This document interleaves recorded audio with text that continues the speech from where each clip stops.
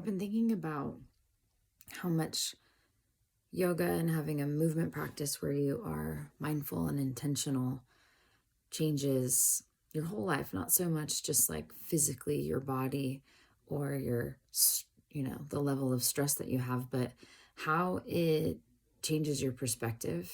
And one thing in particular that I want to talk about today is just how it helped me distinguish um, between emotions, feelings in the body, thoughts, and fears.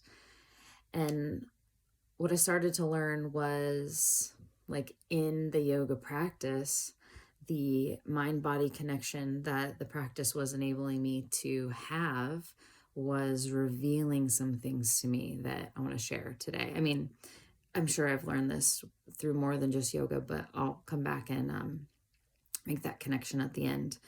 So, one of the things that I'm just trying, like I said, to distinguish things apart from one another, like emotions. So, emotions are how we communicate to one another about like what's going on inside us. They're the labels that we put on feelings. Um, and it's also like an emotion is this label that we put on like a discharge that we have from an impactful event, like whatever happens from us, like this discharge generally comes with some sort of emotion, or why else would there be a change in energy or a discharge of energy after an impactful event? Um, and I think of emotions as, and just this is to distinguish emotions from feelings, it's this connection with the mind, it's this label.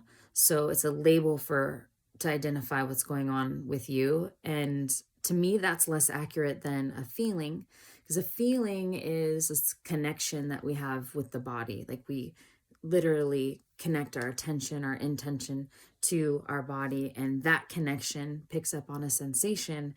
And to me, the feeling, no words, no labels, no understanding of what an emotion is way more accurate for us to understand the state of ourselves. And then thoughts, they're like thoughts can judge feelings or label them emotions. That's just one of my thoughts on one of my thoughts on thoughts. Uh, Thoughts can be extremely insightful during exploration because they allow our mind and body to have an experience before manifesting that experience, right? You can think about the worst case scenario and you actually have the feelings in your body. The emotions actually arise when you really consider the worst case scenario. And same with best case scenario, or thinking about the things that you really, really want to happen. Like same thing, that's going to still drive like a feeling inside your body, and therefore, emotion that gives you a clue as to like, that's something that I really want and desire, or that's something that I fear and worry about. um, so that kind of brings me into fear. So fear is a little piece of this that I wanted to talk about, distinguishing it in all these different realms. Fear, thoughts that we have can both mitigate and cause fear. You can think about something long enough to cause you to fear something, and you can do the same thing to change how you feel about it, to change your perspective, to mitigate the fear. Fear manifests in the body as like fight or flight. So we have these feelings of fear. We label it fear, but it's not always necessarily just, this general fear. It can, fight or flight symptoms can just be nerves and tingling and sweaty hands. There's sensations in the body, but they can be masked or labeled as like anxiety, paranoia, or worry, depression. There's a million labels that we can label it, but this like fear has a feeling inside our bodies. What I like to think of as well as feelings also give you the truth that is yours and no one else's. Like you truly can't even necessarily share your truth with anyone else. It's this side of you that no one necessarily knows, your moral compass. Anyway, this truth comes from within you. And the feelings that you have on a regular basis and moment to moment, they're the first signs and clues as to like the state of your being. They're the feelings are the first signs and clues that you're impacted by something and you're about to have an emotional discharge of some sort. The feelings are telling you what that emotional discharge is. So a little bit to circle it back around to yoga. One of the things that, I talk about a lot about in yin, because there's a lot of time to talk in yin yoga, is about the release of, well, all of it, the release of thoughts, the release of feelings, the release of emotions. And it's not necessarily you become empty in your mind. No, like the release of meaning that you don't have to attach to the thought. You know how when you're laying there and you start to daydream and you just go with it? That's like attaching to the thought. So the release would be for the thought to pass by and you don't pick up and go for a ride with it. It just passes, and that is part of the release. Same thing with an emotion, or a feeling in the body that might swell up in the middle of a moment. The release is just letting it swell up and pass and not attaching to it or fueling it in any way, just letting it pass. And then what I'm always kind of preaching and teaching is that the release of these things is an exercise in faith, a practice in faith. Because if we just let things pass and we let ourselves have an experience of it, it's kind of like, I don't have to attach to that because it's not the experience that's going to drive me in life. It's just something that is passing by right this moment, and it's part of the state that I'm in, but it doesn't have to rule the state that I'm in. It doesn't have to fuel the state I'm in. It's just part of the state that I'm in. So one other thing I wanted to share was I follow this guy, the brain guy, on Instagram, and just the other day he came up, he just talked, and I think it was probably a live, but he was talking about the power of resentment and jealousy. And a couple of points that I just wanted to mention because it seems to go along with what I'm trying to just talk about how yoga can help you with, or just a mind-body practice, doesn't have to be yoga.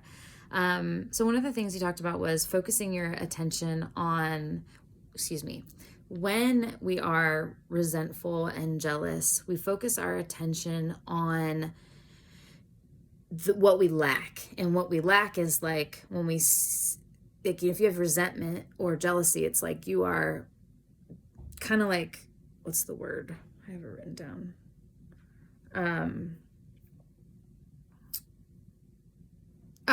You are distinguishing or you are comparing yourself to them, and therefore finding what you lack that you don't have that they have.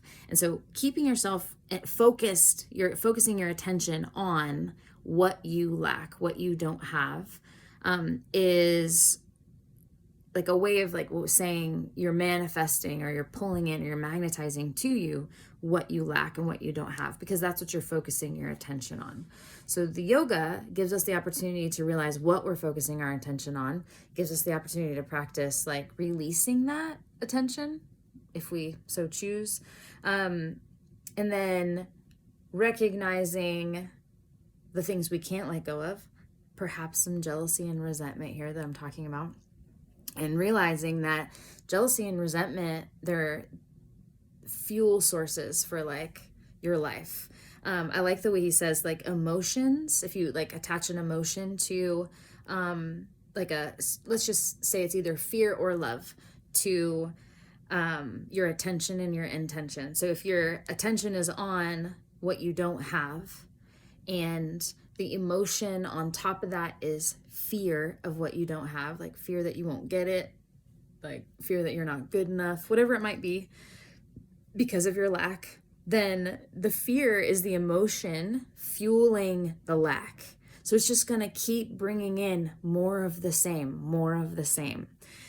So he was talking about how to get yourself out of a torrent that has a hold of you that is like resentment and jealousy, or just lack. Like you don't have enough, you don't have what you want, you're always trying to strive towards more because you're not necessarily fulfilled or content. So this is his tip. When you witness someone else being successful, or, usually we see something to make that comparison for ourselves to feel the resentment or the lack.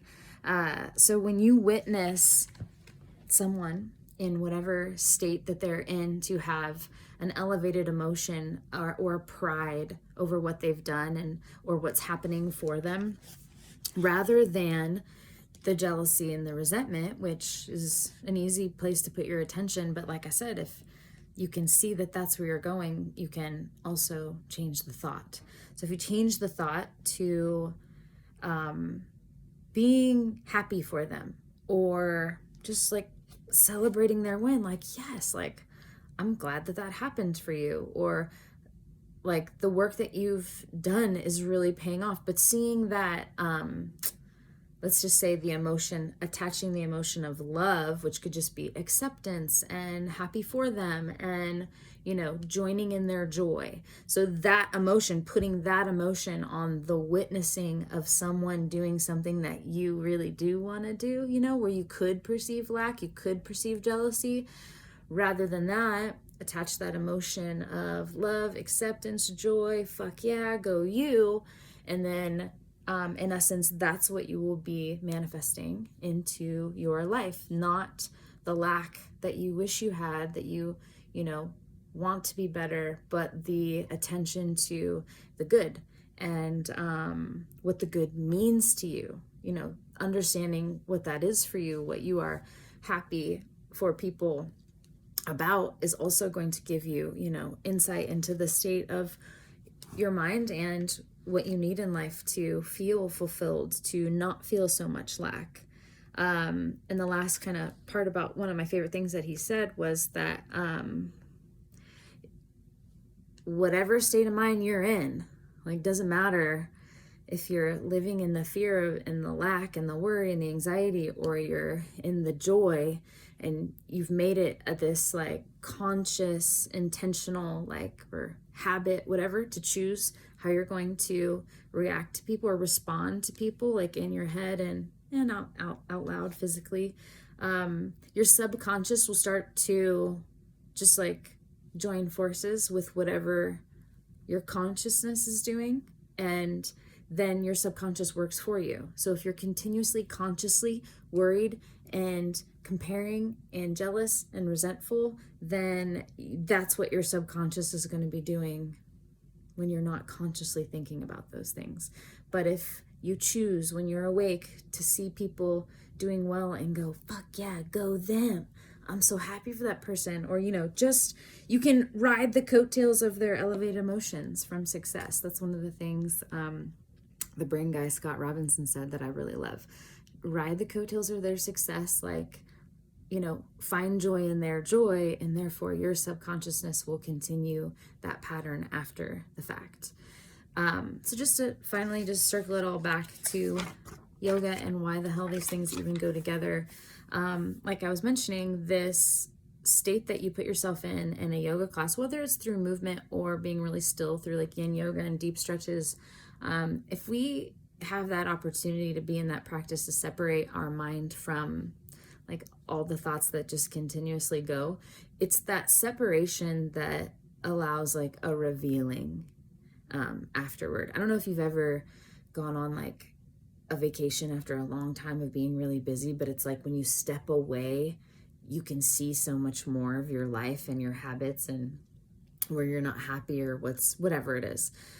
This is the same idea, but it happens regularly on a daily basis. If you go practice some mindful movement, breathing practice, then you step away from the madness up here, and it just so happens that in that time, whether you think about it or not, you're going to be revealing to yourself some of the most important underlying things in your life that you might not have seen if you just continue on, keeping on, never stopping for a moment to pause and not let yourself try to like be mindfully productive and think and problem solve and plan and do all the things. Like, you have to stop,